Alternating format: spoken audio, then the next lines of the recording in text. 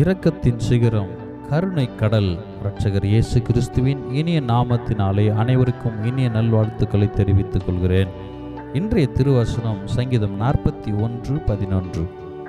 நீர் என் மேல் பிரியமாய் இருக்கிறீர் என்று அறிவேன்.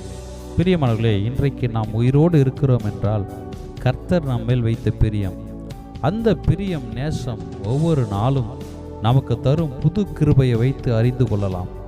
ஆண்டவராக இயேசு கிறிஸ்து நம்மேல் உயிரையே வைத்திருக்கிறார். ஒரே ஆதாரம், உனக்காக எனக்காக நம் அனைவருக்காக ஒரு சொட்டு இரத்தம் இல்லாமல் எல்லாவற்றையும் அன்று கல்வாரி சிலுவையிலே கொட்டி தீர்த்தார். நமக்காக உசிரையே கொடுத்தார். இதைவிட வேறு அடையாளம், ஆதாரம் வேறு என்ன வேண்டும்? நம்மேல் பிரியம் வைத்ததினால்தான் இன்று உயிரோடு உசுரோடு இருக்கிறோம். இயேசு நம்மை நேசிக்கிறார். நாம் அவரை நேசிக்கிறோமா?